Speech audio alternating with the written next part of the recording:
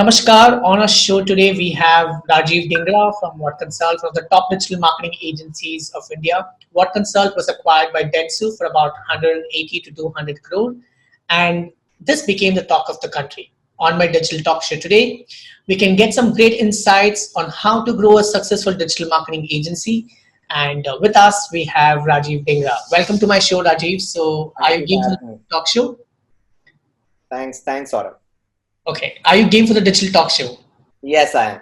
Okay, let's get started. So my first question to you is, how did you start WAT Consult and what was the spark and what was your biggest motivation to start an agency?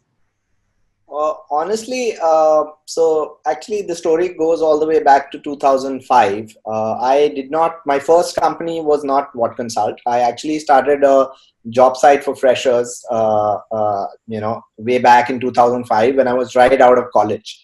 And I always wanted to be an entrepreneur. I did not want to do a job. I always wanted to start a company. That company did not do that well, and I actually ended up, realizing that I needed to learn a lot of digital marketing to run a digital business, and that was a self-realization. So that's where I started a blog called What Blog, where I sort of brought together a lot of people from across different streams to blog along with me, so that I could learn as well as I could read and collaborate and blog. 6 months into the blog, actually it transformed itself into becoming a leading voice in the internet and digital industry in India, and this is way back in 2006 2007. And that's when I realized that a lot of people were approaching me for social media consulting services in early Jain 2007, and that was the reason to set up What Consult. It actually took off on its own, more than me having a spark or anything. I saw a opportunity in that space at a very early stage, yes, but I mean, it kept us so busy in the early days in itself that we had no time to think whether we are going in the right direction. Is this working? Is this not working? It just took off. I think the blog was the base for you to get started. Yes, that's true. Okay. So at WAT Consult, what kind of departments you hold? How big is your team at this point of time? What's your revenue model like? And the number of clients you handle at this point of time as an agency? So What Consult is so the number of people fluctuate between 380 to 400 people. So that's the total size. These are people on our rolls. So that's the total size of the agency. We have offices across Delhi, Bangalore, and Bombay being headquarters. And we are, having several specialities because we are a full service digital agency. So, to start with, obviously we do social media management and social media consulting, which is what we started off as in 2007. But now a large part of our business is also digital media planning and buying. We have a complete video production unit, which is about 25 to 30 member team. We have a full-fledged ORM team, which is a 40 member team. We obviously do a lot of creative work. So we have a huge set of graphic designers, a team of tech developers, about a 30 member tech development team. And that's what comprises of these 300 and odd, 370, 380 odd number of people. In terms of clients, on retainer basis, we work with 100 plus brands currently across India. And a lot of them are, global brands like Madame Tussauds, Starbucks, and so on and so forth. So there's a lot of them that we currently work with. Panasonic is another one. We also have a lot of Indian conglomerates like Godrej, that we work with in India. So from a client's perspective, it is a large roster of clients ranging from pharma to FMCG to BFSI. We are now very big in BFSI as well. And that's like the breadth of clients that we have. Super. So how would you define your agency journey like? So, initially when we start, we work with a lot of small clients, and then we at some point of time, we take a decision that we want to shift to bigger companies. So I'm sure you have come across that stage. So what kind of... We've had a very unique journey because we started so early in the space for social media. We always started with large clients. So even in early 2007, we were working with guys like Nokia, HSBC, Frito-Lays, right? They were small projects or like a Bharat Matrimony or a Rediff.com at that time. And then in 2009, when we start, sort of after the Lehman Brothers crash, which sort of, created a bit of issue for us, but then we sort of, regrouped and restarted again in 2009. We also had clients in the media business, like, the Neo Cricket of that time, and, Warner Brothers, and even Godrej Appliances has been a client of ours since 2010. So that's about 8-9 years. So these are all large clients. And because we were so early in the space, we were talking to clients, because large clients were starting off their social media journeys between 2007 to 2011. And that helped us, base our early clientele with large clients. And then we grew into expanding that clientele as further, by 2011, 12, 13, even the ones who were not going to social media came on to social media. While by 2013, 14, we had already pivoted to becoming a full service digital agency. So the same set of clients who were working with us on social media now wanted to do full service digital. The digital advertising growth was happening parallelly. So I think it was a case of being at the right place at the right time, and our timing along with the industry growth couldn't have been better. Right. So how do you win businesses today? What are some of the key things that an agency owner needs to consider while winning clients? So if you would like to share some thoughts there. So I think you stick to what you know, and don't try and offer too much. At the same time, don't try and, it depends on niche to niche, but try and make sure you are fulfilling a need for the client, right?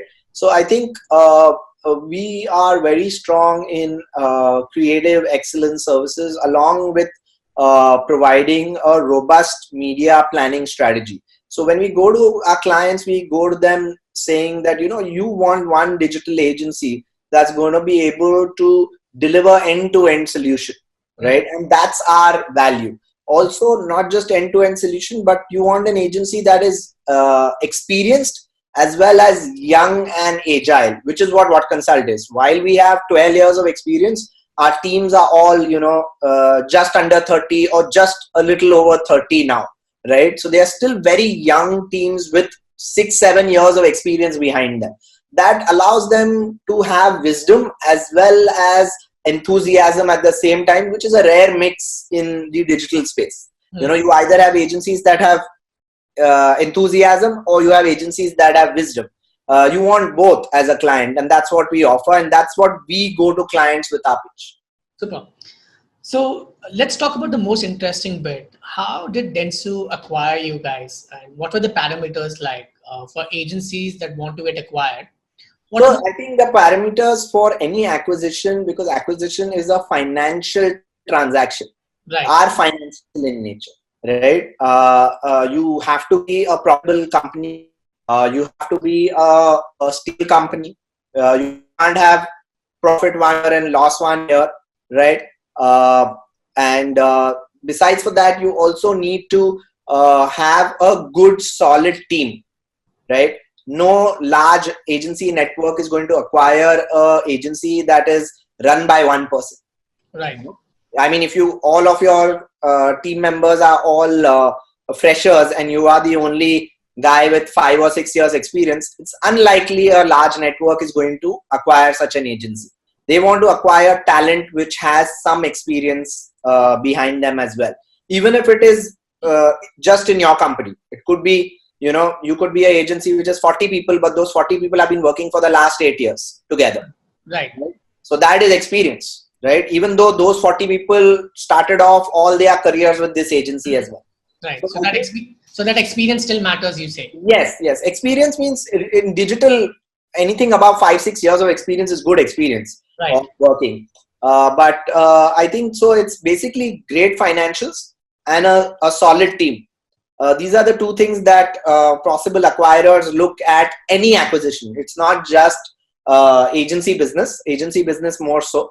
Right. Also, diversity of clients. So if you have one really large client which gives you 70% of business, while that's great, that's also very scary. Right. For possible acquirers. So they wouldn't want any particular client to contribute more than 25 to 30% of your business. Okay. So that definitely is one thing to keep in mind for agencies that want to be acquired. Right. Also, great work. If your work speaks for itself, I don't think there's any bigger endorsement than that, right? But having said that, you may have great work, but your financials might be in a mess. That doesn't work for acquisition. Okay, some interesting insights and learnings there. What were some of the biggest challenges of running a digital marketing agency, and how did you overcome it?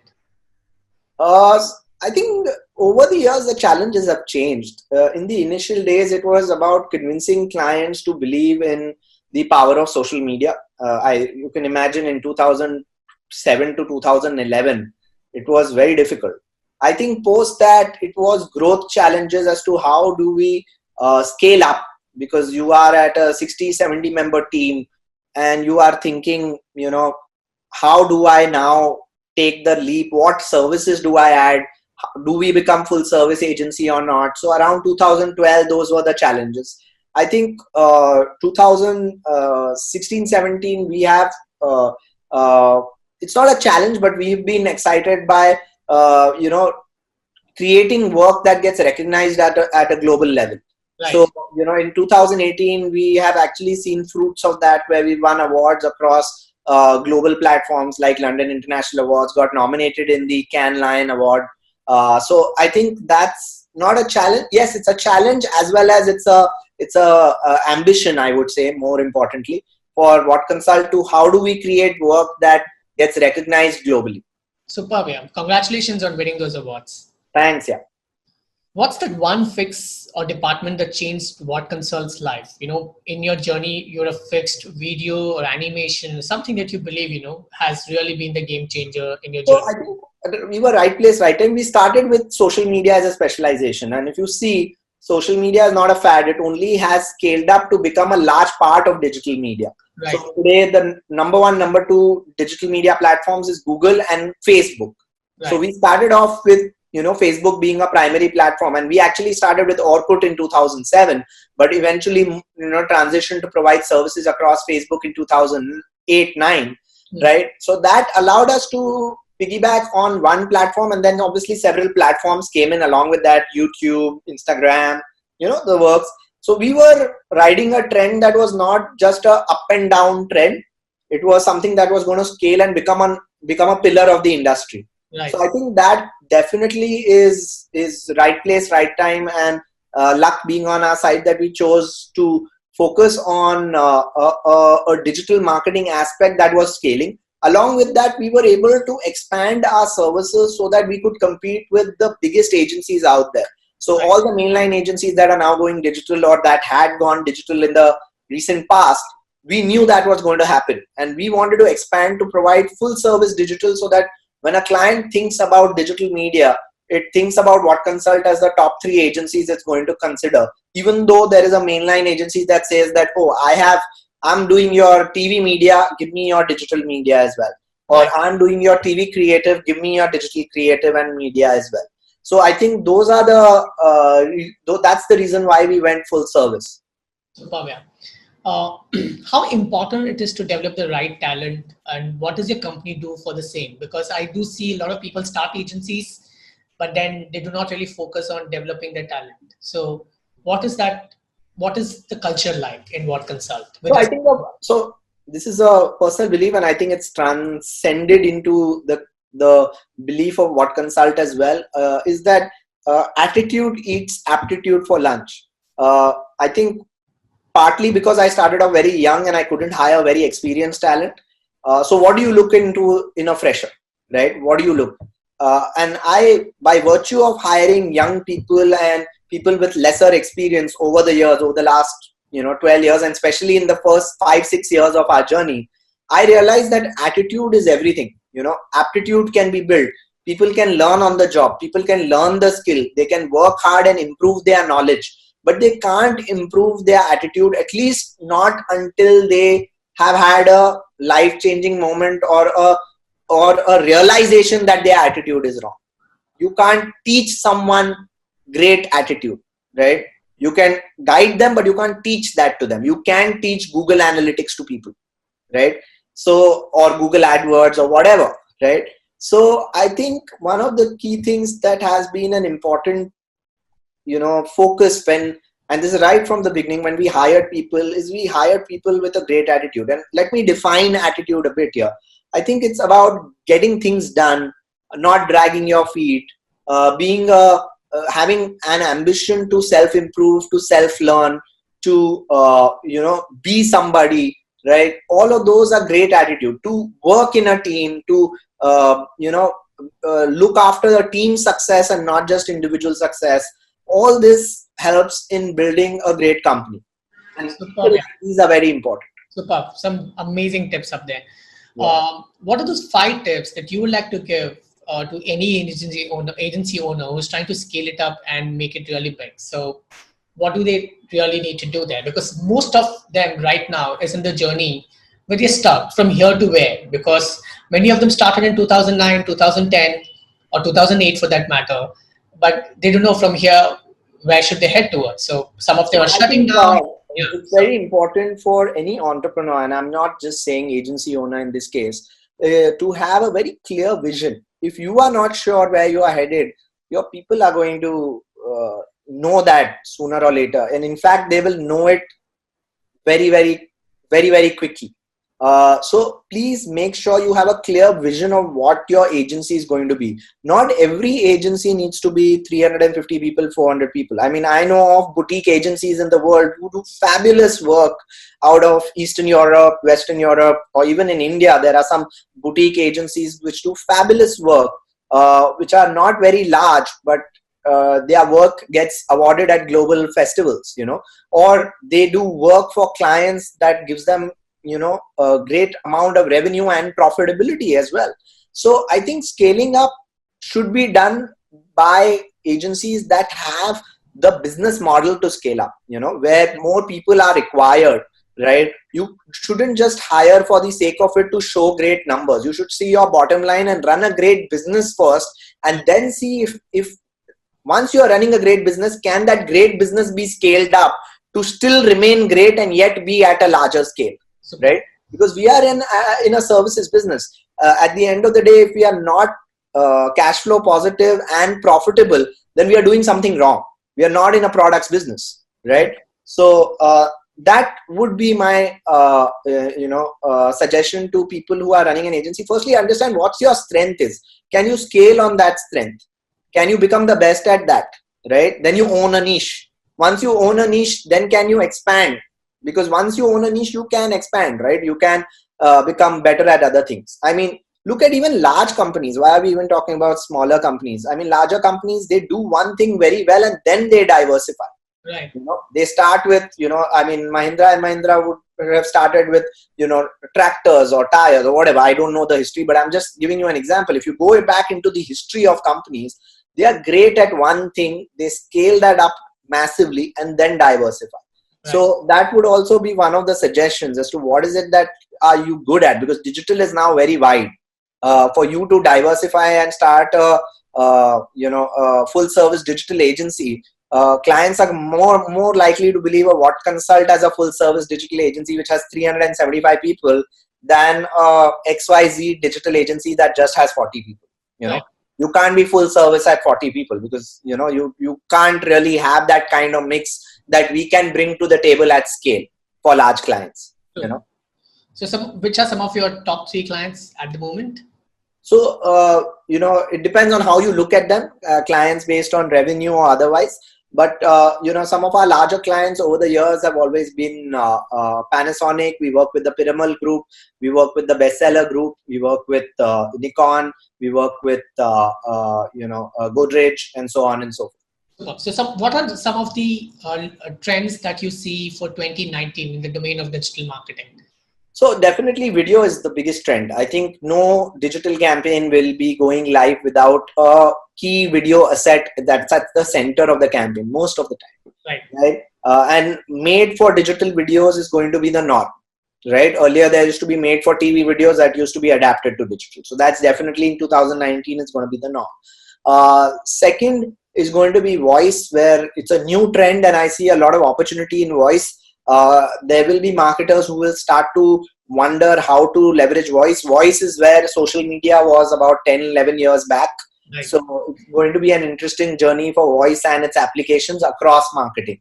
Right. Third, definitely from a media perspective, is going to be programmatic and its use in targeted, efficient, as well as effective media planning and buying for digital. Super. So let's move on to the last part of the interview, which is a rapid fire, and this is going to be fun.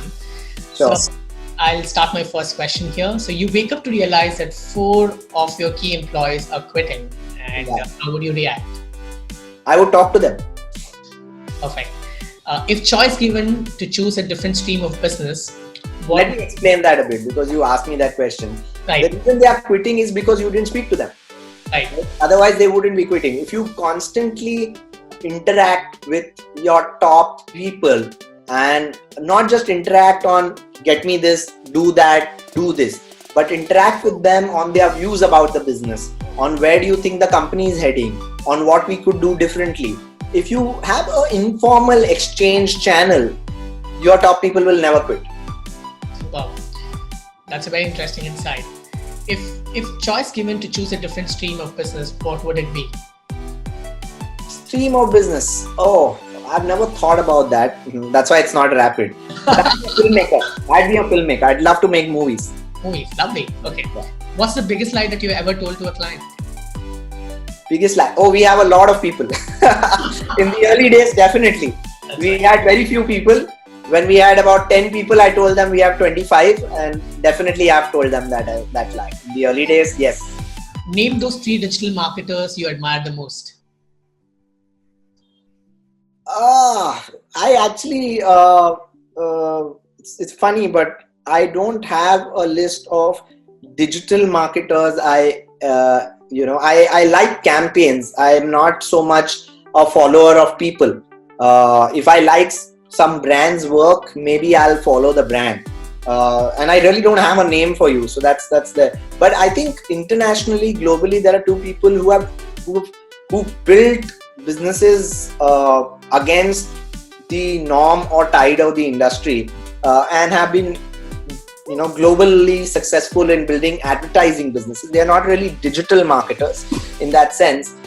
They are definitely, one would be Martin Sorrell and how he transformed the industry from 1980 to 2010 and so on. And the other would be David Droga and what he has been achieving with Droga 5. I think these 2 people are commendable in what they have done in their markets and in their journeys as entrepreneurs in the agency space. Superb, yeah. So on the basis of marketing worthiness, or from a marketing point of view, how would you place these platforms? And the platforms are Facebook, Twitter, LinkedIn, YouTube, Instagram, and Snapchat. So if you have to arrange them up, how would you? It's very difficult to do that. Yeah, you can't rank them. I mean, I'm not being diplomatic, but they are very different platforms. I think just in terms of reach, you can definitely put Facebook number 1. But it's what metric or what angle you're looking at. Different platforms for different audiences. For example, can you tell me whether it's supposed to be Star TV or Sun TV? Depending upon which channel or which audience you're targeting. If it's a southern audience, then Sun TV makes sense, right? Maybe way more than Star TV. So from that perspective, difficult to rank them. Right. So I have seen you, when I met you last time, you were a little chubby. Yeah. And then I see you now. You're being kind. I was fat, but yeah. Right. So from fat to fit, what's that one moment that inspired you? Honestly, it wasn't a moment. I think it's a process.